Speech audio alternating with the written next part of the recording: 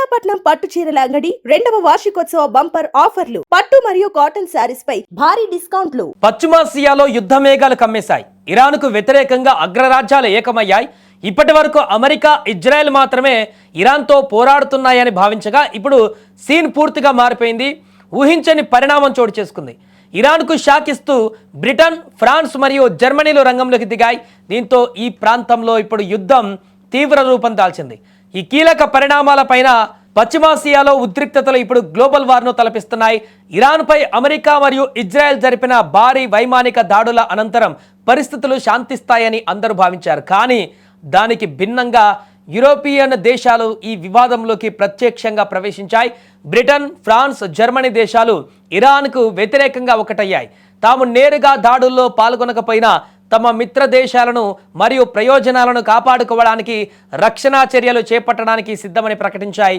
ఈ 3 దేశాలు ఉమ్మడిగా ఒక ప్రకటన విడుదల చేయడం ప్రపంచవ్యాప్తంగా ఇప్పుడు సంచలనం సృష్టిస్తోంది. ముఖ్యంగా బ్రిటన్ ప్రధాని కీర్ స్టార్మర్ తీసుకున్నటువంటి నిర్ణయం ఇరాన్ను ఉక్కిరిబిక్కిరి చేస్తోంది.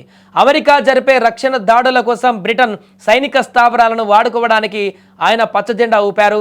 ఇది యుద్ధ గమనాన్ని పూర్తిగా మార్చే అవకాశం ఉంది.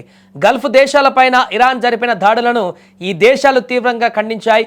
కేవలం మాటలతో సరిపెట్టకుండా గల్ఫ్ గగనతలంలో తమ యుద్ధ విమానాల నిఘాను భారీగా పెంచేశాయి. ఇరాన్ నుండి వచ్చే డ్రోన్లు మరియు క్షిపణులను గాల్లోనే అడ్డుకునేందుకు ఈ 3 దేశాలు ఇప్పుడు అమెరికాతో చేతులు కలిపాయి. మరోవైపు క్షేత్రస్థాయిలో పరిస్థితులు మరింత ఆందోళనకరంగా మారుతున్నాయి. జోర్డాన్లోని జర్మనీ సైనిక శిబిరం సమీపంలో పేలుళ్లు జరగడం పరిస్థితి తీవ్రతకు అద్దం పడుతుంది. అమెరికాకు తోడుగా యూరోపియన్ దేశాలు కూడా రంగంలోకి దిగడంతో ఇది ఒక ప్రాంతీయ యుద్ధం స్థాయిని దాటి గ్లోబల్ సంక్షోభంగా మారుతుంది. ఈ యుద్ధ సెగలు సామాన్యులకు కూడా తగులుతున్నాయి. అగ్రదేశాల ప్రమేయం పెరగడంతో అంతర్జాతీయంగా చమురు ధరలు ఒక్కసారిగా ఆకాశాన్ని తాకాయి. గల్ఫ్ ప్రాంతంలో విమానయాన రవాణా దాదాపుగా స్తంభించిపోయింది. ఇక లక్షలాది మంది ప్రవాసులు, ముఖ్యంగా భారతీయుల భద్రత ఇప్పుడు పెద్ద ప్రశ్నార్థకరంగా మారింది. యుద్ధం ఒకవైపు సాగుతుంటే మరోవైపు శాంతి ప్రయత్నాలు కూడా మొదలయ్యాయి. ఫ్రాన్స్ అధ్యక్షుడు మెక్రాన్ వంటి నేతలు ఐక్యరాజ్య సమితి భద్రతా మండలి అత్యవసర భేటీకి పిలుపునిచ్చారు. తక్షణమే కాల్పుల విరమణ ప్రకటించాలని, చర్చల ద్వారా సమస్యను పరిష్కరించుకోవాలని వారు కోరుతున్నారు. కానీ ఇరాన్ మరియు పశ్చిమ దేశాల మధ్య ఉన్న వైరం తగ్గడం లేదు.